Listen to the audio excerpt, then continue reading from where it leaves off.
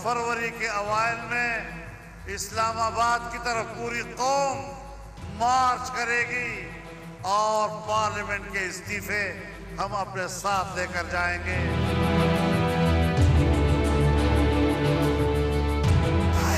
शायलों का वक्त अब गुजर चुका है। अब लॉन्ग मार्च होगा, लॉन्ग मार्च होगा। इस्लामाबाद हमारे हैं। इस्लामाबाद की तरफ आपको लॉन्ग मार्च करना पड़े तो निकलोगे घरों से? निकलोगे? और जितने दिन रुकना पड़ेगा अपनी बहन और बेटी के साथ रुकोगे? वादा? हाथ उठा के वादा? सीट लेके आदमी ये सोचे कि वो प्राइम मिनिस्टर का टांगे की सवारियां नहीं है। साहब आप कामयाब सियासतदान है ना? हाँ? ये देखें, मैं टीवी पे कहता हूँ अल्लाह मुझे शेख रशीद जैसा कामयाब सियासतदान कभी ना करे। इससे बेहतर मैं फेल ही रहा हूँ। मामूली कप्तान है, फेल रहा हूँ हमेशा। मैं अल्लाह आपकी दुआ कबूल करे, लेकिन इनकी क्योंकि तरह आपने कामयाब खिदमत ना नहीं हूँ की। मैं। एक आपने पार्टी ये कामयाबी है कि पहले आप मेरी नमाज के लिए मेरी बात सुनें, आप नमाज की वोट इकट्ठे करते हैं और लोटा होकर इधर चले जाते हैं। ये आपको हर आदमी ऐसा नजर आता है। शेख साहब आप तो अमेरिका भी आप पता कर लेना, आप उसके भी बन जाएंगे। क्रिकेट की ग्राउंड तो नहीं है, आप वही बन जाए।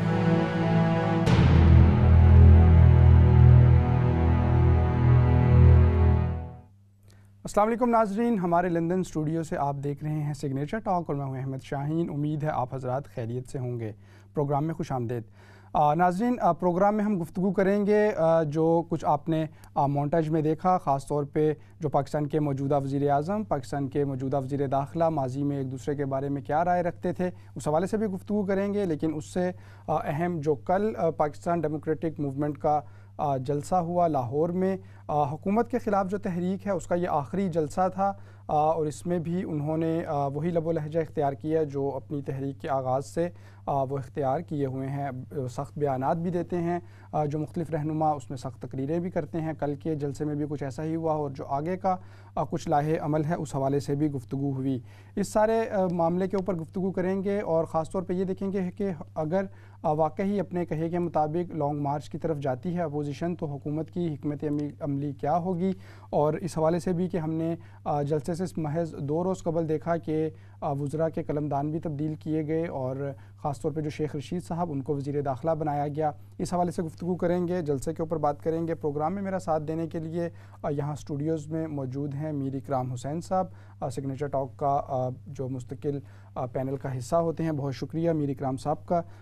हमें वीडियो लिंक के ज़रिए से ज्वाइन कर रहे हैं सैयद मुश्तबा साहब और लाहौर से हमारे साथ मौजूद हैं करम इलाही गोंदल साहब। इन दोनों हजरात का भी बहुत शुक्रिया। सिग्नेचर टॉक का जो मुख्तलिफ डिस्कशंस हैं उनका ये हिस्सा रहते हैं। Thank you very much. Gondal साहब, सबसे पहले आपके पास ही आऊँगा, आपसे बात करना चाहूँगा लाहौर के हवाले से। उसके जो हमने गुज़िश्ता रोज़ देखा जलसा, क्या सूरत हाल थी और तादाद के हवाले से हमने देखा और अक्सर अब तो ऐसा ही होता है, हुकूमत कुछ कहती है, अपोजिशन के कुछ दावे होते हैं, तो इस हवाले से भी बताइएगा। और क्या इस जलसे में हुकूमत की जानिब से कोई रुकावट डाली गई? क्योंकि हमने इससे पहले देखा जब मुल्तान का जलसा था तो हुकूमत ने काफ़ी टफ़ टाइम दिया और पूरी जो महाज आराई है कई दिनों तक जारी रही। तो इस हवाले से आगाह कीजिएगा। Thank you. जी बहुत शुक्रिया अहमद शाहीन साहब, आपने मुझे एक बार फिर अपने प्रोग्राम में मौका दिया। कल के जलसे के हवाले से जो सबसे ज़्यादा गुफ्तगू जो ज़ेरे बहस है मुख्तलिफ चैनल्स पर और सोशल मीडिया पर भी और सियासी रहनुमा भी बयानबाजी कर रहे हैं, वो वहाँ पे हाजरीन की तादाद के हवाले से है। मैं गिनती हज़ारों में तो बयान नहीं कर सकता कि 10,000 या 20,000 या 50,000, लेकिन मैं इतना ज़रूर अर्ज कर सकता हूँ कि एक काफ़ी बेहतर जलसा था। बहुत ज़्यादा अच्छा जलसा नहीं था जितनी तवक्को थी हमें कि वहाँ पे हाज़िरी होगी। लाहौर मुस्लिम लीग नून का गढ़ है, मियाँ नवाज शरीफ, मियाँ शहबाज शरीफ का ये शहर है और यहाँ से जो है वो 80% नशिस्तें जो है वो मुस्लिम लीग नून ने इस शहर से जीती हैं। और अगर एक एक रुकने असम्बली जो है वो अपनी जिम्मेदारी पूरी करता तो शायद जो हाज़िरी टीवी स्क्रीन पर नजर आई या जो ड्रोन कैमरों की मदद से दिखाई गई तो उससे बहुत ज्यादा हाज़िरी हो सकती थी। हाज़िरी बेशक मतलब ये इतनी कम भी नहीं थी लेकिन बहुत अच्छी भी नहीं थी जितनी तवक्को की जा रही थी कि मुस्लिम लीग नून आखिरी जलसा है पीटीएम का, तो इसमें पूरी कुव्वत और पूरी ताकत जो है वो अपनी दिखाएंगे, अपने वर्कर्स को भरपूर तरीके से लेकर आएंगे। वो इसमें शायद पूरी तरह कामयाब नहीं हो सके। और जब जलसे का इख्तिताम हो रहा था, मतलब लोग तो उस वक्त निकलना शुरू हो गए थे जब मरियम नवाज शरीफ साहिबा खिताब कर रही थी, अभी लोगों ने निकलना शुरू कर दिया। और जब जलसा जो है वो इख्तितामी मरहल में था, मियां नवाज शरीफ खिताब कर रहे थे, तो उस वक्त जो है वहां पे कुछ ज्यादा खुशकुन मनाजर नहीं थे हाजरीन के हवाले से। लेकिन इसका काफी हद तक जो है वो आप दोष मौसम की सख्ती को भी दे सकते हैं। एहलियाने लाहौर इतनी शदीद सर्दी के जो है वो आदी नहीं है बर्दाश्त करने के, जिस तरह की सर्दी जो है वो पिछले 2-3 दिन से शहर में पड़ रही है। और शायद यही एक वजह थी कि हाजरीन जो है वो इतनी ज्यादा दिलजमी से वहां पे मौजूद नहीं रह सके। उनकी जो क्या कहते हैं हाजिरी जो है वो भी मुतासिर हुई है। लेकिन इसमें जो है वो मैं आदातो शुमार में कभी भी नहीं पढ़ता। हुकूमत का तो काम होता है कि वो जो है वो पहाड़ को राही बताएगी और अपोजिशन का काम है वो राही को पहाड़ बताएंगे। लेकिन एक अच्छा जलसा था जी, बहुत ज्यादा अच्छा होना चाहिए था। आखिरी जलसा था, बहुत ज्यादा हाजिरी होनी चाहिए थी। अगर आप जो है वो टेक्निकली बात करें तो कैमरा जो इनकी अपनी ओपी थी वो 45 के एंगल तक पैन हो रहा था, जबकि इससे पहले जो वहां जलसे हुए मुख्तलिफ तो 180 एंगल तक जो है वो कैमरा पैन होता था और सारी तरफ जो है वो हाजिरी नजर आते थे। गुजरांवाला का जलसा एक भरपूर जलसा था, जो कराची में इनका जलसा हुआ, कोयटा में हुआ, वो भी बहुत अच्छे जलसे थे। लाहौर का कंपैरेटिवली थोड़ा सा हाजिरी के लिहाज से जो इतना अच्छा नहीं था। आपने दूसरी बात की कि हुकूमत ने टफ टाइम दिया। मैं शहर में मौजूद हूँ और पंजाब जो है वो उसके भी जो इतलात जो हालात है वो भी सामने आते रहते हैं। लाहौर मुल्तान के जलसे में जो है वो हुकूमत ने कोशिश की थी, वो मतलब बद इंतजामी थी उनकी या उनकी जो है वो गलत हिकमत अमली थी। उन्होंने लाहौर में उसकी दुरुस्तगी की और लाहौर में कोई ऐसी रुकावटें नहीं थी, ना कंटेनर थे ना ब्लॉकेट थे, बल्कि इवन मरियम नवाज शरीफ की रैली अलग से जा रही थी, बिलावल साहब की रैली अलग से जा रही थी। तो जो हमारी टीम्स उनके साथ जो कैमरामैन और रिपोर्टर्स मौजूद थे उनका कहना था कि रास्ते में कहीं पे भी इवन सिग्नल भी कोई बंद नहीं मिला और ट्रैफिक वार्डन्स ने भी इनको रास्ता दिया बाकी तरफ की ट्रैफिक रोककर। तो ऐसी कोई सिचुएशन हुकूमत की तरफ से नहीं कि उन्होंने रुकावट डाली। रुकावट मेरा ख्याल है दो चीजों की तरफ से आई जो हाजिरी कम हुई है, एक मौसम की सख्ती और दूसरा मुस्लिम लीग नून उस तरह अपने वर्कर को मुतहर्रक और फाल लाहौर में नहीं कर सकी जिस तरह की तवक्को की जा रही थी। सिर्फ मरियम नवाज साहिबा ने कोशिश की, 2 दफा उन्होंने शहर में रैली निकाली, वर्कर्स आए, एक जोशो खरोश नजर आया, लेकिन हल्का वाइज जो उन्हें मुतहर्रक होना चाहिए था, जो अरकान असेंबली का जो किरदार था वो मुझे उतना नजर नहीं आया। और फिर जो दीगर जमातें हैं, पाकिस्तान पीपल्स पार्टी है, एएनपी की भी लाहौर में तंजीम मौजूद है और वो गाए वर्कर्स कन्वेंशन अपने हवाले से करते हैं। इसी तरह जो है वो जेयूआई है, उनके भी वर्कर्स हैं और उनकी भी तंजीम है। उन्होंने उस तरह जो है वो मुतहर्रक किरदार या फाल किरदार शहर में माहौल बनाने का वो नहीं किया। जी करमिलाई गोंदल साहब, थैंक यू वेरी मच। साथ ही रहिएगा, गुफ्तगू के सिलसिले को मज़ीद जारी रखेंगे। मीर इकराम हुसैन साहब, इस हवाले से मुख्तलिफ मीडिया ज़राए बता भी रहे वहाँ हाज़िरी के हवाले से, और मीर इकराम जो गोंदल साहब हैं, करमिलाई गोंदल साहब, उन्होंने दुरुस्त कहा कि हम अगर तादाद की उसमें ना भी पढ़ें तो बहरहाल ये कोई एक बहुत तारीख़ साज या मुतासिर कुन जलसा नहीं था जिसके दावे भी किए जा रहे थे और जिसके हवाले से गुफ्तगू की जा रही थी। तो आपके ख्याल में क्या वजह बनी? मौसम के हवाले से तो उन्होंने बताया कि पाकिस्तान मुस्लिम लीग नून इतना मुतासिर पावर शो नहीं कर सकी उस शहर में जिसको हमेशा से वो अपना गढ़ कहते आए हैं। मुस्लिम लीग नून की जो के हद तक रहें या वो ओवरऑल तमाम जमातों का जो रिस्पांस रहा इस जलसे के बारे में, उसमें काफ़ी जो चीज़ देखने में आई, उनके वर्कर्स की जो एक एफर्ट्स थी वो किसी हद तक वाज़े तौर पर वो जोश नज़र नहीं आया जो माजी में किसी भी पॉलिटिकल पार्टीज़ का हुआ करता था। अच्छा, क्योंकि इसकी बड़ी वजह वही जमातें साथ हैं जो एक दूसरे के मुखालिफ रही हैं, जिन्होंने एक दूसरे पे इल्ज़ामात लगाए। तो दिल जमी से वर्कर्स जो है ना वो तैयार नहीं थे। कुछ वर्कर्स के साथ ये भी मैंने देखा, क्योंकि मैंने ज़ाती तौर पे मुख्तलिफ जो बुनियादी तौर पे वर्कर्स की लाइंस हैं उनको कॉल किया, पूछा लाहौर के जलसे के बारे में, वीडियो कॉल्स की मैंने बाकायदा। कुछ वर्कर्स को तो मैंने घर पे पाया कि वो पेशियों में उलझे हुए हैं कि जी हमारी सुबह पेशियाँ हैं। कुछ वर्कर्स जो थे वो उनकी क़यादत की तरफ से उनको वो इज़्ज़त ना दी गई कि वो दिल बर्दाश्त हुए। तो ये वजूहात भी रहीं कि एक तो जो ये बात है, दूसरा सर्दी, यस मौसम का बहुत बड़ा दखल है, इतना आसान नहीं, फिर कोरोना का दखल नहीं है। तो वो जो कहते हैं कि हम इनकलाब लेके आ जाएंगे, हम तख्ते उलट देंगे, तो उनके कारकुनों का हाल तो ये है कि वो सख्ती, इससे पहले हमने देखा जब ताहिरुल कादरी साहब और इमरान खान ने भी एक लंबे अरसे तक दिया, उसमें हर तरह का मौसम था, धरना दिया बाकायदा इस्लामाबाद में, सर्दी का मौसम भी था, बारिश भी हुई।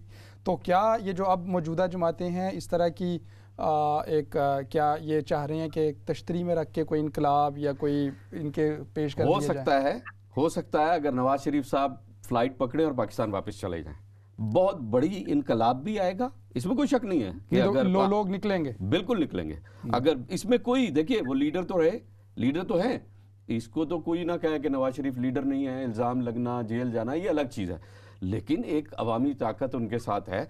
अगर ऐसा है नवाज शरीफ साहब वापस जाए, फिर आप जो बात कर रहे हैं ना, फिर लोग खड़े भी होंगे और मामलात मुख्तलिफ होंगे। अब वो जाना ही नहीं चाहते, वो कहते हैं मैंने इधर से बैठ के ही सारे मामलात हल करने हैं टेलीफोन पे और उस पे मीडिया पे, ऐसा मुमकिन नहीं है। तो जान जलसे में ना होने की एक बड़ी वजह ये भी है कि कायद ही नहीं है, कायद मौजूद नहीं है वहाँ पे कारकुनान के दरमियान। दुरुस्त। सैयद मुश्तबा साहब, आपसे इस हवाले से पूछना चाहूँगा, मीर इकराम हुसैन साहब की गुफ्तगू भी आपने सुनी, करम लाही गोंदल साहब की भी, तो आप भी इस हवाले से बताइएगा, आपका क्या ख्याल है कि क्या वाकई ये कोई बहुत ज़्यादा मुतासिर कुन जलसा नहीं था जितना इसकी हाइप क्रिएट की जा रही थी? और जैसे अभी अमीर साहब ने कहा कि उसकी एक बड़ी वजह यह भी है कि चूँकि ख़ुद नवाज़ शरीफ साहब मौजूद नहीं और उसके साथ ही साथ जो शहबाज शरीफ साहब हैं वो भी चूँकि अवाम के दरमियान मौजूद नहीं, वो जेल में हैं, तो क्या जो दूसरी उनकी लीडरशिप है, ख़ासतौर पर मरीम नवाज़ जिस तरह मुतहरिक रहीं, तो मुस्लिम लीग नून का अपना कारकुन, अपना वोटर, वो उस तरह से मरीम नवाज़ के साथ खड़ा नज़र नहीं आता जैसे वो नवाज़ शरीफ या शहबाज शरीफ साहब के साथ खड़ा नज़र आता था? बिस्मिल्लाहिर्रहमानिर्रहीम। मैंने दोनों हज़रात की गुफ्तगू सुनी और उन्होंने जिन हक़ाइक़ की तरफ निशानदेही की वो बड़ी हकीकी मामलात हैं, लेकिन मैं कुछ थोड़े से और पहलू की तरफ भी इस पर तवज्जो दिलाना चाहूँगा। और जैसा कि आपने अपनी अभी इसमें जिक्र किया कि शहबाज शरीफ भी जेल में थे और उसकी वजह से, तो आप ये बताएं कि शहबाज शरीफ जेल में हैं क्यों? मुकदमे को छोड़ दें आप, लेकिन इस बात पे रखें कि शेख रशीद साहब जो अभी भी हालिया वजीर दाखिला बने हैं, उन्होंने खास तौर पे ये बात 3-4 दिन पहले बोली थी कि शहबाज शरीफ भी मुज़ाकरात के हक में, हुकूमत से बातचीत के हक में है, लेकिन इसके बावजूद जो है इस तरह के पॉजिटिव और कहते हैं मुफाहमाना जो है मामलात के बावजूद शहबाज शरीफ जेल में है, हमजा शहबाज भी जेल में है। तो देखे, मुस्लिम लीग नून का ये गढ़ है लाहौर, लेकिन यहाँ की सियासत वाज़े तौर पे 2 हिस्सों में तकसीम है। आपको ये तकसीम खास वाज़े तौर पे नजर आई थी जब अयाज सादिक के इंतखाबात के मौके पे कुलसूम नवाज के भांजे जो हैं वो लाहौर के हल्के से, सूबाई के हल्के से हार गए थे। उसके पीछे क्या वजूहात थी? करम लाई गोंदल साहब लाहौर से, जो है लाहौर में है, उनकी भी नजर है इस चीज के ऊपर, और मेरे ख्याल में इस वक्त भी सूरत हाल यही है कुछ इस किस्म की। और शेख रशीद साहब को जो वजीर दाखिला बनाया गया है, ये फैक्टर अहम है। इनकी बातचीत पहले से चल रही है, जिन वफाकी वज़रा का जिक्र किया जाता है कि राब्ते कर रहे हैं, उनमें यकीनन मुझे यकीन है कि उसमें शेख रशीद साहब वन ऑफ देम है, और उनके शहबाज शरीफ वगैरह के साथ, हमजा शहबाज शरीफ के साथ जो है मामलात हैं। और हमजा शहबाज की जो टीम थी, जो तंजीमी वो थी, वो इस जलसे में इतनी एक्टिव नजर नहीं आए, इसलिए हम उसको पंजाब के दूसरे शहरों से जो है कंपैरिजन नहीं कर सकते। तो मेरा ख्याल में ये एक बहुत बड़ी वजह थी। अच्छा, दूसरी जो दूसरा पहलू की तरफ मैं आपकी तवज्जो दिलाना चाहूंगा कि कुछ खुद भी पीडीएम के पहले की हाइप को छोड़ दें और गुजरावाला से पहले और मुल्तान के जलसे से पहले की बात को छोड़ दें, लेकिन उसके बाद खुद भी कुछ उनको उतनी दिलचस्पी नजर नहीं आई इस जलसे में, क्योंकि वो खुद बहुत देर से पहुंचे। कल भी मैं प्रोग्राम में देख रहा था कि 4-5 बिल्कुल अंधेरा होने वाला था, सर्दी के इस मौसम में सर्दी की शिद्दत का भी अंदाजा था। इसके बावजूद उनके लीडरान की जानिब से वो दिलचस्पी नजर नहीं आई जो गुजरावाला और मुल्तान के और गुज़िश्ता जलसों में नजर आई थी। तो क्या वजह हो सकती है इसकी? क्या कोई यकीन दहानी, कोई उन हलकों की जानिब से यकीन दहानी कराई गई है जिन हलकों ने पहले मौलाना फजलुर रहमान को यकीन दहानी कराई थी, और फिर मौलाना फजलुर रहमान कहते थे कि वो बाद में हमसे धोखा हो गया। तो शायद उन हलकों ने, क्योंकि उन हलकों की बात तो ये उससे मुंह नहीं मोड़ते, हमेशा उस पर उनसे बातचीत करने के लिए तैयार रहते हैं। हुकूमत से बातचीत ना करें, लेकिन उन हलकों से बातचीत करने के लिए तैयार रहते हैं। तो शायद कोई इस तरह की भी जरूरत, मुझे कुछ दिलचस्पी लीडरान में, पीडीएम के लीडरान में कम नजर आई गुजरांवाला और मुल्तान के जलसों के मुकाबले। थैंक यू सैयद मुश्तबा साहब, हमारे साथ ही रहिएगा। मज़ीद जो गुफ्तगू है उसके जो, और ख़ास तौर पे जो हमारा आज का टॉपिक है उसके मुख्तलिफ हवालों से उसके ऊपर गुफ्तगू कर भी रहे हैं हम। करम इलाही गोंदल साहब, इस हवाले से भी कुछ हमारी रहनुमाई कीजिएगा कि ठीक है, आपने कहा हाज़िरी के हवाले से तो बहुत कोई मुतासिर कुन ये मामला नहीं था, बहरहाल एक बड़ा जलसा था, उसमें कारकुनान आए भी और एक सियासी सरगर्मी थी यकीनी तौर पे, लेकिन कंटेंट के हवाले से आपकी क्या राय है? क्या जो पहले जलसों की तरह था वही था, सिर्फ एक जो उसमें तब्दीली बज़ाहिर या कुछ नई चीज़ नज़र आती है, उस हवाले से भी बताइएगा कि क्या कुछ नया था? और ख़ास तौर पे ये जो उन्होंने लॉन्ग मार्च का ऐलान किया और फिर कहा कि इस्तीफ़े हमारे साथ होंगे, यानी कि लॉन्ग मार्च की कोई हतमी तारीख नहीं दी, और इस्तीफ़ों के हवाले से भी जो समझा जा रहा था, क्योंकि मरीम नवाज़ साहिबा ने बड़े बड़े दावे किए थे इस जलसे से पहले कि एक बहुत कुछ भी एक नई चीज़ होगी, आर या पार वाला मामला होगा। तो इस हवाले से बताइएगा कि क्या वो उस हवाले से कोई तासुर कायम करने में कामयाब रहा ये जलसा? देखें, आपने कहा कि लॉन्ग मार्च का भी उन्होंने ऐलान किया, तो भाई मुझे ये बता दीजिए कि क्या ऐलान किया, किस तारीख को लॉन्ग मार्च हो रहा है? मैं, आप और इस मुल्क के अवाम और बाकी सब लोग जो है वो तो मुंतजिर थे।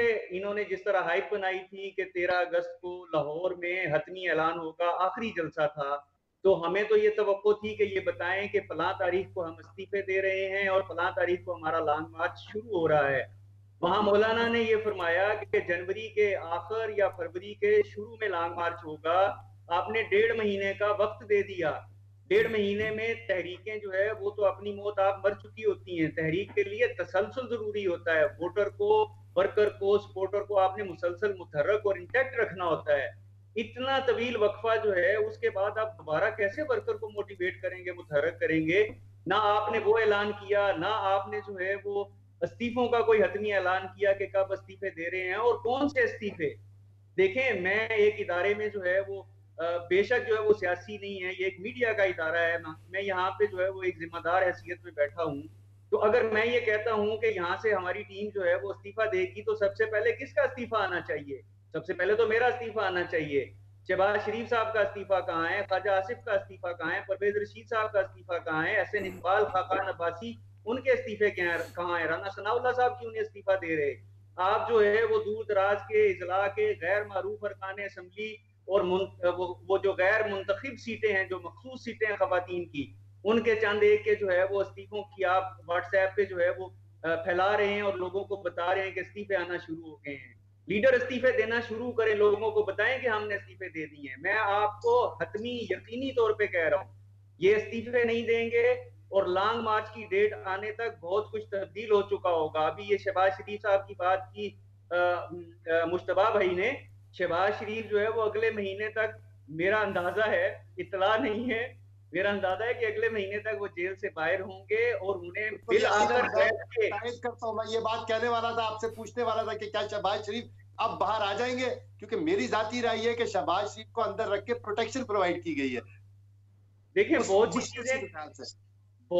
सी चीजें ऐसी होती हैं कि जो हमें नजर तो आ रही होती हैं, हमारे पास जो है वो उसका कोई प्रूफ नहीं होता है, कोई सबूत नहीं होता है। मेरे अपने जाती अंदाजा है कि शहबाज शरीफ अगले महीने तक जो है वो जेल से बाहर होंगे। 31 जनवरी, अब आज इन्होंने कहा जी कि 31 जनवरी तक अगर हुकूमत ने इस्तीफा ना दिया तो हम 1 फरवरी को फैसला करेंगे।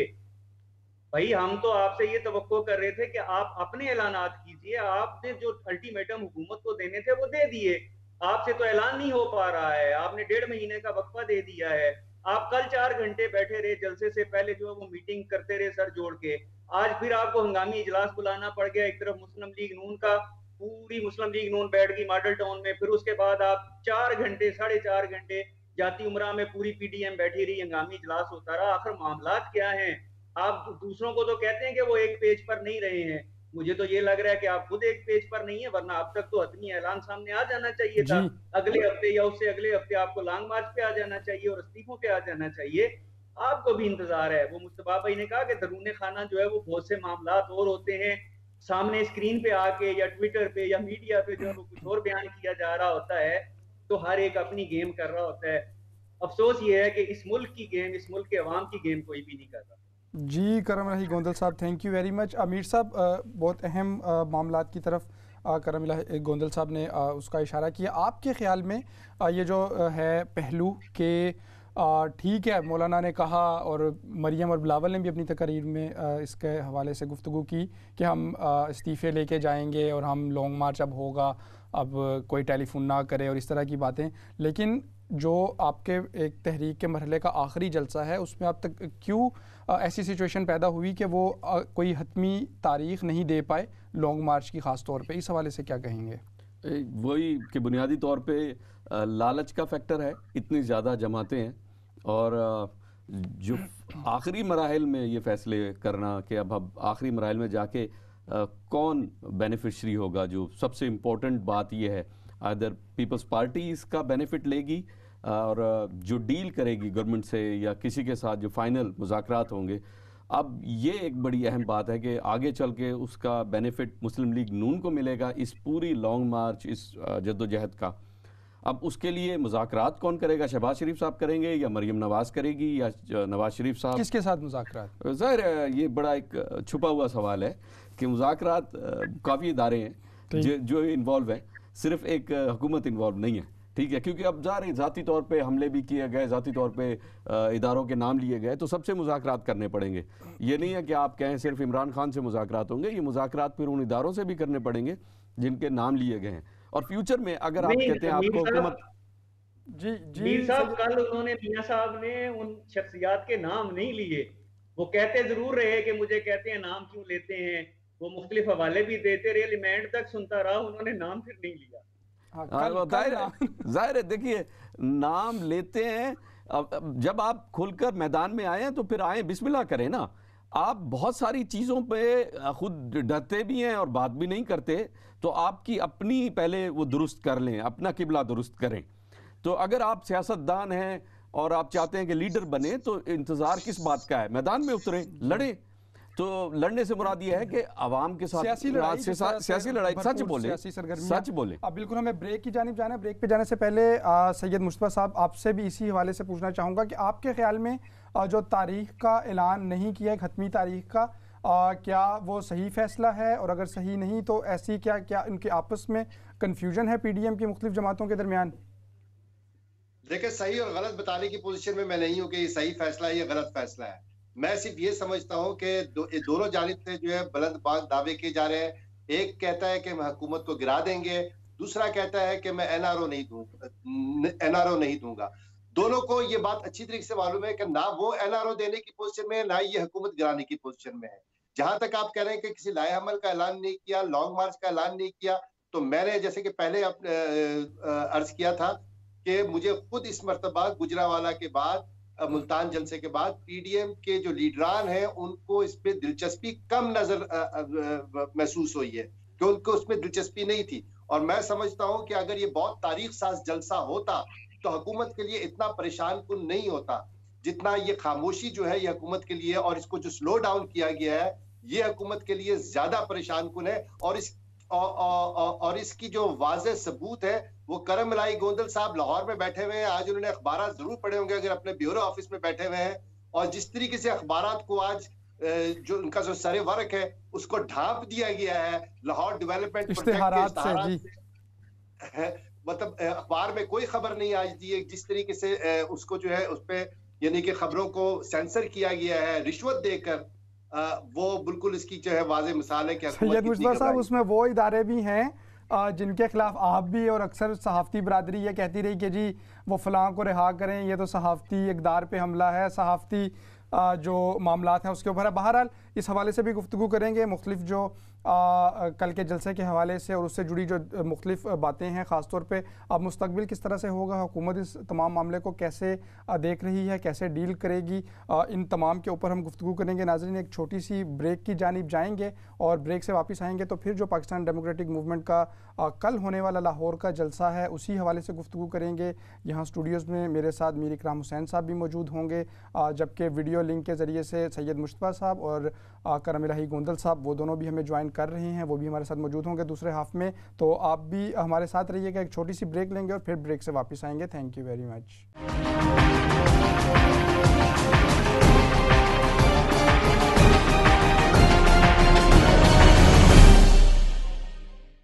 वेलकम बैक नाजरीन। प्रोग्राम सिग्नेचर टॉक में एक मरतबा फिर खुश आमदेद। नाजरीन, ब्रेक पे जाने से कबल हम गुफ्तगू कर रहे थे पाकिस्तान डेमोक्रेटिक मूवमेंट का जो लाहौर का जलसा है उसके हवाले से। ब्रेक के बाद भी हम उसी हवाले से गुफ्तगू करेंगे। जो हमारे साथ हमारे मेहमानान मौजूद हैं, मीर इकराम हुसैन साहब यहाँ स्टूडियो में मुझे ज्वाइन कर रहे हैं, सैयद मुस्तफ़ा साहब मौजूद हैं, जबकि करम इलाही गोंदल साहब भी वीडियो लिंक के ज़रिए से हमारे साथ मौजूद हैं। करम साहब, आपसे ही पूछना चाहूँगा, ब्रेक पे जाने से कबल कुछ मीडिया का जिक्र हुआ, तो एक चीज़ जिसके बारे में मैं आपसे रहनुमाई लेना चाहूँगा, चूँकि मीडिया से ताल्लुक़ है आपका, एक बड़े इदारे के ब्यूरो की हैसियत से आप मीडिया से वाबस्ता हैं। ये बताइएगा, कल के जलसे में हमने देखा और अमूमन हम देखते हैं कि हुकूमत की जानिब से भी कुछ आदात के हवाले से हमेशा दावे होते हैं और अपोजिशन की जानिब से भी, लेकिन कल के जलसे में हमने कुछ मीडिया इदारों की जानिब से भी देखा। एक जानिब ये दावे हो रहे थे कि जलसे में सिर्फ 3000 लोग हैं, जबकि एक जानिब कोई 60,000 70,000 इस तरह के भी। तो ये तजाद, क्या मीडिया भी कोई फरीक बन जाता है ऐसे मामलात में? और इस हवाले से बताइएगा कि ये कैसा ट्रेंड है? जी, मीडिया तो आप खुद देख रहे हैं कि काफी अरसे से जो है वो फरीक बन चुका है। कुछ मीडिया हाउसेज हैं जो हुकूमत को सपोर्ट करते हैं, कुछ मीडिया हाउसेज हैं जो अपोजिशन को सपोर्ट करते हैं, और इस सारी जो जंग है, जो सियासी जंग है, वो मीडिया के महाज पे भी लड़ी जा रही है, और सहाफत जो है वो अब बड़ी तेजी से जो है वो खत्म होती जा रही है। देखिए, सहाफत जो है वो बड़ी मैं समझता हूँ कि बड़ा मुअज़्ज़ज़ जो है वो पेशा है, और इसमें इंतहाई दयानतदारी की जरूरत होती है। जब आप अपनी सीट पे होते हैं, अपने ड्यूटी पे होते हैं, तो अपने तमाम सियासी वाबस्तगियां जो है वो एक तरफ रखते हैं, और जो ऑन ग्राउंड रियलिटी होती है उस पर बात कर रहे होते हैं। अब बदकिस्मती ये है कि आप जो है वो दिन 12 बजे और 11 बजे की फुटेजेस जो है वो दिखा के आप बता रहे होते हैं कि जलसा का खाली है, और वो बता उस वक्त रहे होते हैं कि जब सूरज गुरूब हो चुका होता है और जलसा शुरू हो चुका होता है। आप उस वक्त की फुटेजेस ताजा जो है वो दिखाएं और लोगों को बताएं कि कितने लोग मौजूद हैं। और असल जो है वो डिबेट तो कभी भी ये होनी नहीं चाहिए कि जलसे में जो है वो 3000 थे या 30,000 थे। असल डिबेट तो ये होनी चाहिए थी, जो मीडिया पे या इनकी जिम्मेदारी है सहाफियों की, वो ये होनी चाहिए कि जो वहां पे लीडर आए थे उन्होंने गुफ्तगू क्या की, क्या वो गुफ्तगू जो है वो दलाइल पर मुबनी थी, क्या हकायक पर मुबनी थी, हुकूमत गलत कर रही है या अपोजिशन गलत कर रही है, हुकूमत की समत किधर होनी चाहिए किधर नहीं है, ये गुफ्तगू होनी चाहिए। नफरी या तादाद जो है वो तो वो सिर्फ जो है वो इसलिए किया जाता है कि जो अपने अपने उनकी वाबस्तगियां हैं, जो माली वाबस्तगियां मैं उसको कहता हूँ मालिकान की, वो इसकी बिना पे जो है वो पूरे मीडिया हाउसेज जो है वो टिल्ट लेते हैं और वो गुफ्तगू करते हैं। अच्छा, एक चीज जो है ना वो मैं थोड़ी सी वजाहत कर दूं, मुस्तफा भाई ने ब्रेक से पहले जाते जाते जो है वो एक थोड़ा सा वो इशारतन गुफ्तगू की थी लाहौर के अखबारात की, और मुझसे पूछा कि आपने अगर अखबारात पढ़े हैं। मैं एक जिम्मेदार हैसियत में बैठा हूँ, आप बखूबी आगाह हैं, और आपको ये भी पता है कि हर छोटे से छोटे और बड़े से बड़े मसले पर जो इदारे हैं वो हमारे साथ राब्ते में होते हैं। मैं बड़े सिद्के दिल से ये कह सकता हूँ कि कल मेरे इदारे से किसी भी इदारे की तरफ से कोई राब्ता नहीं किया गया, ना मुझसे ना मेरे बाकी जो जिम्मेदारान हैं इस इदारे के, उनसे किसी ने कोई राब्ता नहीं किया। जो वहां पे जलसागाह में मरियम नवाज शरीफ साहबा ने ऐलान किया कि मुझे पता चला है कि कुछ मीडिया हाउसेस को कहा जा रहा है, फोन कॉल्स आ रही हैं, तो वो जिन लोगों ने उनको मिसगाइड किया, मेरा एक अंदाजा है उनके बारे में भी, किसने उनको फोन करके, कौन से मीडिया हाउस के मालिक ने उनको फोन किया होगा कि हम पे दबाव आ रहा है, और वो भाव बढ़ाने के लिए।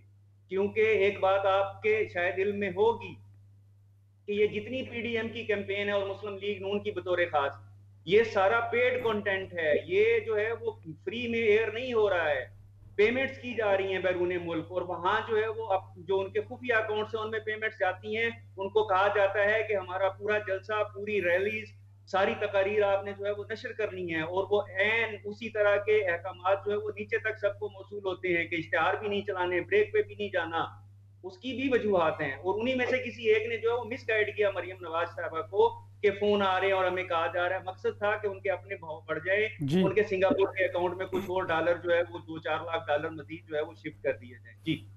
अच्छा करम साहब, मैं एक सवाल मैं आपसे पूछना चाहता हूँ, ये बात कि ये ट्रेंड, ये क्या बिल्कुल रीसेंट ट्रेंड का जिक्र कर रहे हैं आपके बाहर के अकाउंट्स पे पैसे दे दिए जाते हैं, या ये जिस वक्त आपको याद होगा कि 2011-2013 के जो इमरान खान साहब के जलसे थे उनकी तो लाइव ट्रांसमिशन चलती थी घंटों, और उसके बाद भी क्या उनकी भी पेमेंट्स बाहर से होती थी?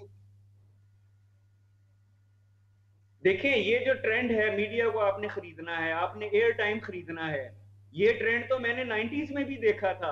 उस वक्त एयर टाइम नहीं होता था, तो उस वक्त अखबारात के पेजेस होते थे। उस वक्त जो है वो रेडियो 97 98 में FM चैनल शुरू हुए, कुछ बुलेटिन भी उसमें खबरनामे शुरू हो गए, तो उनका एयर टाइम खरीदा जाने लगा। अखबारात के पेजेस खरीदे जाते हैं, हेडलाइंस खरीदी जाती हैं, कॉलम खरीदे जाते हैं और बदले में बहुत कुछ दिया जाता है। तो ये ट्रेंड तो बहुत शुरू से है और बहुत माजरत के साथ ये ट्रेंड शुरू करने वाले मियां मोहम्मद नवाज शरीफ साहब हैं। जब ये पहली दफा इख्तिदार में आए, लाहौर के कुछ सहाफियों की लॉटरी लग गई, रायविंड रोड पे प्लाट मिले, इस्लामाबाद में आईपी की गाड़ियां मिली जो बाद में पकड़ी भी गई, वो बदनाम भी हुए, लेकिन फिर उसके बावजूद भी वो हेलीकॉप्टर ग्रुप में शामिल रहे। और तब से ये ट्रेंड चला आ रहा है कि पहले मीडिया के लोगों को खरीदा जाता था, फिर आहिस्ता आहिस्ता पूरे मीडिया हाउसेस खरीदे जाने लगे हैं। तो ये ट्रेंड जो है वो ट्रेंड चलाने वाले या शुरू करने वाले मियां नवाज शरीफ साहब हैं। इससे आप भी आगाह हैं, मैं भी आगाह हूं, और कुछ लोग जिंदा हैं कि जो आईबी की गाड़ियां जिनको मिली थी, जो हेलीकॉप्टर्स पे जाते थे, जिनको रायविंड रोड पे प्लाट मिले, और आज तक वो जो है वो हक उसका अदा कर रहे हैं। जी करम साहब, अच्छा बिल्कुल जलसे की जानिब थोड़ा सा वापस आते हैं।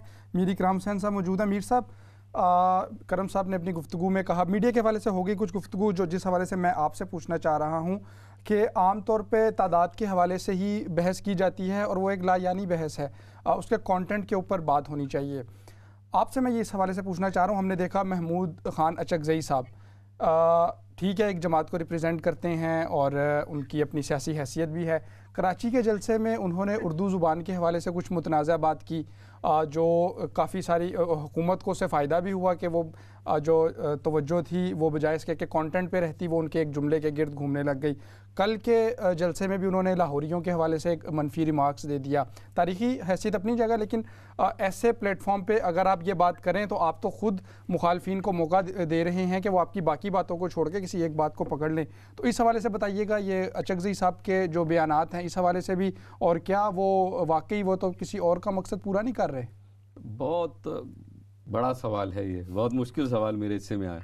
अच्छा, ये ज़ाती तौर पे एक मुतासिब इंसान है जो माजी में नेशनल असम्बली में भी इन्होंने स्पीच की, अगर आप देखें, और बड़े वाज़ेह अल्फाज में इन्होंने ये सारी बातें की, पहली दफ़ा नहीं की इन्होंने।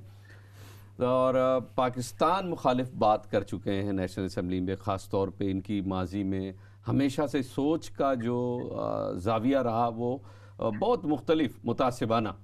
तो महमूद खान अचकज़ई जो हैं, इनसे दो टोक अल्फाज में बात करनी होगी कि आखिर आप किस सरजमीन पे रहकर किस सरजमीन की नुमाइंदगी कर रहे हैं। आप पाकिस्तान में रहकर पाकिस्तान मुखालिफ जो कुव्वतें हैं उनकी नुमाइंदगी कर रहे हैं। एक दफ़ा इनसे बैठ कर बात की जाए। दूसरे लफ्ज़ों में, जिनको किस वजह से इनको साथ मिलाया गया, आखिर वो कौन सी मजबूरी थी PDM की जो ऐसे पाकिस्तान मुखालिफ अचकज़ई साहब को अपने साथ ला के खड़ा किया, और फिर उन्होंने इनके जलसे में बैठ कर सामने इनके मुंह पर कालक मली। तो उनको वहीं पर जवाब देना चाहिए था कि बाकी बातें, बाकी की आदतें, बाकी लॉन्ग मार्च बाद में, आपने हमारे दरमियान बैठकर हमारे मुंह ये वो तालियां बजा तालियां बजा रहे, आपके आस्तीन के सांप आपको जिंदगी में नुकसान पहुंचाते हैं, ये याद रखिएगा। आपने खुद उन सांपों को दूध पिलाया। ये मुनाफिकत का वो लेवल है कि ये लोग आप ही के दरमियान रह के आपका ही नमक खाकर, आपकी नारे लगाकर आपके खिलाफ खड़े हो जाते हैं, और आपको पता भी नहीं चलता कि रात के किस लम्हे ये आपको किस वक्त आपकी कमर में छुरा मारेंगे। ये महमूद अचकज़ई जैसे लोग, और अच्छा इनका अंजाम फिर बड़ा बुरा होता है। ये तारीख का, अगर आप थोड़ा सा तारीख में चले जाएं तो ऐसे लोगों का अंजाम तारीख में मौजूद है और बहुत बुरा अंजाम होता है। जो मुनाफिकीन होते हैं उनका अंजाम हमेशा बुरा हुआ है, तो चाहे वो सियासत हो या और मामलात हो, उसमें अंजाम सामने आता है। सैयद मुश्तबा साहब, आपसे इस हवाले से पूछना चाहूँगा, और कुछ लोग इस हवाले से गुफ्तगू कर भी रहे हैं। यकीनी तौर पे एक नामुनासिब बयान था जो कराची में भी उन्होंने उर्दू ज़ुबान के हवाले से दिया, और अब जो कल का भी, चूँकि उसकी ज़रूरत नहीं थी, तारीख़ी हक़ाइक़ पर यकीनन बात की जा सकती है, लेकिन कोई फ़ोरम हो उसके ऊपर गुफ्तगू होनी भी चाहिए। बहरहाल ये इस हवाले से बताइएगा, क्या उसकी ये वजह है, और इससे ये बात भी अयां होती है कि कितनी कोऑर्डिनेशन है मुख्तलिफ जमातों के दरमियान, ख़ास तौर पे जैसे कर्मलाही गोंदल साहब ने कहा कि तकरीबन 4-5 घंटे उन्होंने जलसा लेट किया चूँकि कोई मुशावरत जारी थी और फिर भी किसी एक पेज पे वो नज़र नहीं आ रहे। इसी वाले से हमने अभी प्रोग्राम में बात भी हुई कि वो एक पेज पे नज़र अपोजिशन जमातें नहीं आ रही। तो आपका भी यही ख्याल है कि कोऑर्डिनेशन का फुकदान है जिसकी वजह से ये बात बनी कि किसी एक लीडर को पता ही नहीं कि दूसरा लीडर वहाँ पे क्या बात करने जा रहा है और उसका फिर क्या असर पड़ेगा पूरी तहरीक पे? आपने इस सवाल के अलावा अचकजई साहब के हवाले से भी बुरी राय मांगी है? जी फरमा दीजिएगा। अच्छा, देखिए सबसे बड़ी बात तो ये कि अचकजई साहब जो है क्यों शामिल है, ये तो इत्तेहाद की सियासी जरूरत थी। बाकी वो इस तरह जो उन्होंने बातें की हैं उसके बारे में आज हमारे दोस्त काजी नसीर आलम ने एक बड़ी अच्छी तहरीर लिखी है और उन्होंने ये बताया है कि जो इल्जामात उन्होंने पंजाब के ऊपर लगाए हैं, खुद अचकजइयों का भी जो है वो कोई तारीख कोई इतनी काबिल फख्र नहीं है। लेकिन अच्छा सैयद मुश्तबा साहब इस तरह वही मैंने चूंकि इस हवाले से कहा कि यकीनी तौर पे तारीख में बहुत कुछ हुआ और उसमें किसी सूबे को या किसी कौम को घसीटना वो बात होनी चाहिए, लेकिन उसके प्लेटफॉर्म्स अलहदा होते हैं। तो यहाँ पे एक सियासी बात होनी चाहिए। लेकिन जो बात मैं करना चाह रहा था मैं ये कह रहा था कि इस वक्त इसमें जो पॉजिटिव बात ये है कि मैं थोड़ा सा मीर साहब से माजरत के साथ कि उन्होंने कहा कि ऐसे लोगों को शामिल क्यों किया जाए, मेरे ख्याल में ये इसका एक पॉजिटिव पहलू भी है कि वो लोग जो जिनके बारे में आम तासुर ये है कि वो पाकिस्तान से कुछ अलहदगी पसंदाना रुझान रखते हैं या पाकिस्तान मुखालिफ रुझान रखते हैं, उनको एक नेशनल प्लेटफॉर्म पे लाना मैं समझता हूँ ये एक पॉजिटिव पहलू भी। मैं तो इस बात को भी कहता हूँ कि पीटीएम जैसी तंजीमें जो है जो कि पाकिस्तान के खिलाफ नारे भी लगाती हैं या वो तंजीमें भी जो है उनको आपने ये जवाब फराहम किया है कि वो पाकिस्तान के खिलाफ नारे लगाएं, ये बात उसकी हमायत भी करता हूँ। तो उनको अगर किसी तरीके से कौमी धारे में कि वो पाकिस्तान की मुखालफत छोड़ के कौमी धारे में शामिल होते हैं, क्योंकि बहरकैफ वो एक अवाम के साइजेबल उसको रिप्रेजेंट करते हैं, तो अगर वो कौमी धारे में शामिल होते हैं और अपनी चीजों से जो है वो करारा कशी करते हैं या उस तरफ उस राह की तरफ चलते हैं, तो मेरे ख्याल में ये एक अच्छा अमल है। दूसरा सवाल आपने क्या पूछा था, मैं थोड़ा सा इस पे लॉस्ट हो गया हूँ। जी, ये इसी हवाले से कि अगर इनको इस तरह के जो एलिमेंट्स हैं उनको साथ रखा भी गया है तो क्या उससे फ़ायदा, क्यों जो कोऑर्डिनेशन है इनके दरमियान, क्या ये बात वाज़ेह होती है कि एक लीडर को यही नहीं मालूम होता कि वो जो दूसरा लीडर वहाँ पे क्या बात कर देगा? नहीं, मेरे ख्याल में उनको अंदाजा था और इस तरह की जो प्लेटफॉर्म पे आते हैं वो अपनी चीज़ों को जो उनके बुनियादी जो उनके मंशूर होते हैं और जो मामला होते हैं उन पर उनको कंसील नहीं करते। लेकिन जहां तक आप कहते हैं कि कोऑर्डिनेशन, और आपने जिक्र किया था कि वो जो जलसे से पहले की मुलाकात, मेरे नजर में इस जलसे से ज्यादा वो मुलाकात अहम थी जिसमें मशावरत की गई और उस मशावरत में उन चीजों को डिस्कस किया गया जो पेशकशें की गई, जो यकीन दहानियां हुई हैं उनको मखसूस हलकों की जानब से बिहाइंड द सीन। मेरे ख्याल में वो जो मशावरत थी उनकी जो जलसे से पहले की, वो ज्यादा अहम थी उस जलसे की। और मैं समझता हूँ कि इस जलसे में जो कुछ भी हुआ, जलसे में जो आपको lack of interest, lack of enthusiasm नजर आया, उसकी एक बड़ी वजह वो जो है बिहाइंड द सीन मीटिंग थी। जी अच्छा गोंदल साहब, आपकी जानिब आऊँगा दोबारा और जलसे के हवाले से ही चूँकि हम गुफ्तगू कर रहे हैं। वफाकी वज़रा कहते रहे, कह भी रहे हैं जलसे के बाद भी कि हम बिल्कुल घबराए हुए नहीं लग रहे, और हम नहीं घबराए। और वज़ीर-ए-आज़म साहब ने भी उस दिन अपनी जो मसरूफियात थी उसकी तस्वीर ट्वीट की और उसका मकसद यही था, ये शो करना कि वो बिल्कुल एक रिलैक्स उसमें इन्वायरमेंट में हैं। लेकिन आपके ख़्याल से कि क्या हुकूमती जो हिकमत अमली होगी आइंदा आने वाले दिनों में, चूँकि अब तकरीबन 1 माह या उससे भी ज़्यादा का गैप है और जैसे आपने ख़ुद कहा कि उसमें तहरीकें तो बिल्कुल बाज़ों का ठंडी हो जाया करती हैं, तो क्या हुकूमत मुतमईन रहेगी इस सारे अरसे में या कोई हुकूमत प्लान कर रही है? और ख़ास तौर पे जब हमने देखा कि उन्होंने वज़ीर दाखिला भी तब्दील कर दिए जलसे से सिर्फ 1 या 2 रोज़ कबल, तो ये किस जानिब इशारा करता है और हुकूमत किस तरह से चीज़ों को आगे डील करने का सोच रही है? जी, अगर हुकूमती वज़रा के बयानात को लें, जो आपने सवाल किया कि क्या वो घबराए हुए हैं या मुतमिन हैं, तो सीधी सी बात है, अगर आपकी नज़र में पीडीएम की कोई वक़्त नहीं है और उनका लाहौर का जलसा फ्लॉप हो गया है, तो आपको तो उस पर गुफ्तगू ही नहीं करनी चाहिए। एक नाकाम या फ्लॉप चीज़ पे कौन गुफ्तगू करता है, अपना वक्त ज़ाया करता है? आप परेशान हैं तो इसीलिए इस पे गुफ्तगू कर रहे हैं। बाकी दूसरा सवाल आपका कि आइंदा की प्लानिंग या हुकूमत कैसे टैकल करेगी। हुकूमत को अपोजिशन इत्तेहाद को टैकल करने की जरूरत नहीं है। मेरे ख्याल में उन्हें अवाम के प्रॉब्लम्स को टैकल करना चाहिए। वो मिल बैठे हंगामी बुनियादों पे सर जोड़ के बैठे कि अगले 1.5 महीने में उनको मुद्दत, ये इतनी मोहलत मैं समझता हूँ कि उनको मिल गई है कि 1.5 महीने में आप अवाम को रिलीफ देने के इक़दाम कीजिए। जो कुव्वत खरीद से चीजें बाहर हैं उनको कुव्वत खरीद में लाइए, अवाम की कुव्वत खरीद बढ़ाने के लिए इक़दाम कीजिए। आप यूटिलिटी बिल्स में रिलीफ दीजिए। आज मैं अभी देख रहा था कि ओगरा ने जो है वो पेट्रोलियम प्रोडक्ट्स की कीमतें बढ़ाने की समरी भेज दी है। तो आप अगर इस तरह के इक़दाम करेंगे तो आप तो पीटीएम को जो है वो मजीद महमेज दे रहे हैं। सपोर्टर्स और उनके वोटर्स को खुद आप मुतहर्रिक कर रहे हैं कि आ जाएं सड़कों पे निकले हमारे खिलाफ। हुकूमत ने अगर इक़दाम करने हैं तो वो अपोजिशन को नाकाम बनाने के लिए नहीं करने हैं, अपने आप को कामयाब बनाने के लिए, अपनी कारकर्दगी बेहतर बनाने के लिए और अवाम को रिलीफ देने के लिए 1.5 महीना के लिए बहुत है अगर करना चाहें। अच्छा, एक जो है वो मौके से फायदा उठाऊंगा। गुफ्तगू हुई थी अचकजई साहब की कि उन्होंने कल क्या बयान दिया, उससे पहले क्या दिया, पार्लियामेंट में क्या बयान दिया। कल के बयान के हवाले से मैं बोलूं, देखिए हमारी तारीख तो अब्बासियों और उमवियों के दौर से और आगे फिर यहाँ बड़े सगीर में आ जाए मुगलों और सूरियों और गजनवियों और उसके बाद अब्दालियों तक और उसके आगे जो है वो रंजीत सिंह तक, पता नहीं कितने वो फैले हुए हैं सिलसिले। तो ये ना ही अगर बहस छेड़ी जाए तो बेहतर है। पीटीएम अगर कहते हैं ना हमने कौम को एक प्लेटफॉर्म पे लाना है, मुत्तहिद करना है, तो फिर मुत्तहिद करने वाली बातें की जाए, तकसीम करने वाली बातें ना की जाए। आप अगर हिस्ट्री में जाएंगे, अब आज ये सवाल जब मौलाना फजलुर रहमान से जाती उम्रा में पूछा गया तो उन्होंने रिपोर्टर को ये कह के खामोश करा दिया कि आप जो है वो तारीख से बेहतर वाकिफ हैं। तारीख तो बहुत लंबी है मौलाना, तारीख में जाएंगे तो फिर तो बहुत से बाब खुल जाते हैं। हमें तारीख में जाके तकसीम नहीं होना है। क्या हमें पाकिस्तान के हवाले से भी गुफ्तगू होगी?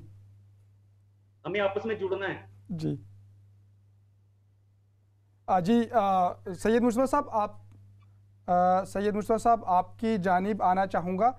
अच्छा, वो आगाज़ में कुछ गुफ्तगू तो हुई लेकिन उससे फिर हम चूँकि जलसे को ज़्यादा डिस्कस किया, शेख रशीद साहब की जो तैनाती है, उनका जो पोर्टफोलियो चेंज किया गया है और वज़ीर दाखिला बनाया गया जलसे से सिर्फ 1 रोज़ कबल, 1 या 2 रोज़ कबल, तो इसमें आप क्या इशारा समझते हैं? क्योंकि अमूमी तासुर यही था, उससे 2 रोज़ बाद जलसा था तो यही समझा जा रहा था कोई जलसे को टैकल करने के लिए उनको लगाया गया है, और अगर ऐसा ना होता तो जलसा गुजर जाने दिया जाता और फिर उनको लेके आया जाता। तो क्या इतनी जल्दी थी या मजबूरी थी? और फिर जो वज़ीर दाखिला बनाने का फ़ैसला है उसको किस तरह से देखते हैं? देखिए, शेख रशीद को लाने की भी वजूहात थी और एजाज शाह साहब को हटाने की भी वजूहात थी। एजाज शाह साहब जिस इदारे से ताल्लुक़ रखते रहे हैं, जो उनका वो इदारा जो है अब इस वक्त जो है इसमें दिलचस्पी नहीं ले रहा था कि जलसे को बाई फोर्स रोका जाए। यही वजह है कि करमलाई गोंदल साहब ने जिक्र किया कि हमसे किसी इदारे ने राब्ता नहीं किया, हालांकि वो जानते हैं कि इदारे राब्ते करते हैं आमतौर पे, लेकिन इस वक्त किसी इदारे ने राब्ता नहीं किया। यही वजह है कि मीडिया को भारी भारी इश्तहारात दिए गए, क्योंकि इस मरतबा मीडिया को जिन इदारों के जरिए धोस और धमकी के जरिए रोका जा सकता था वो नहीं चल सकता था मामला। तो इसलिए एक तो ये वजह है। दूसरी वजह ये भी थी कि शेख रशीद साहब जिन सियासी जोड़ तोड़ के माहिर हैं, और शेख रशीद साहब जो है उनके मुस्लिम लीग नून के, जो कि मैंने पहले बात की थी, शहबाज शरीफ और हमजा शहबाज शरीफ से ज्यादा बेहतर रवाबत है बनिस्बत के मरियम नवाज शरीफ या नवाज शरीफ साहब से। नवाज शरीफ साहब के साथ उनकी जो मामलात हैं वो इतने अच्छे नहीं है जो हमजा और शहबाज के साथ है। तो जाहिर सी बात है ये भी एक वजह थी, और यही वजह थी आपको जो मुख्तलिफ स्ट्रेटेजी गवर्नमेंट की नजर आए इस जलसे को टैकल करने में, जलसे से पहले, जलसे के बाद।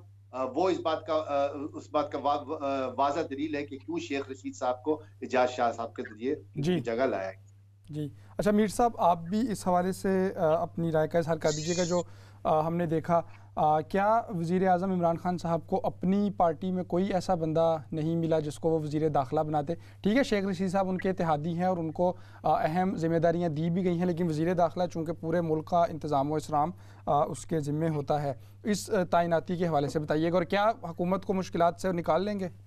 बड़ा इम्पोर्टेंट मसला है, ख़ास तौर पे 70 साल की उम्र में शेख रशीद साहब को जो वजारत दी गई, पिछली तमाम फेडरल मिनिस्ट्री की उनका जो रिकॉर्ड है उसमें ये वजारत उनके पास कभी नहीं रही।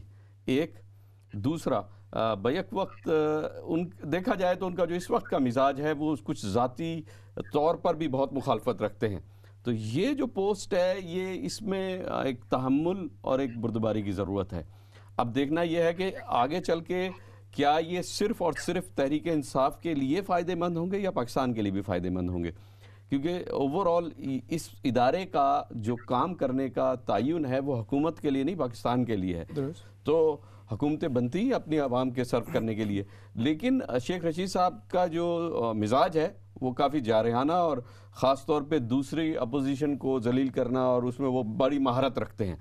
तो वजारत दाखिला और शेख रशीद ये बड़ा एक अहम मसला है।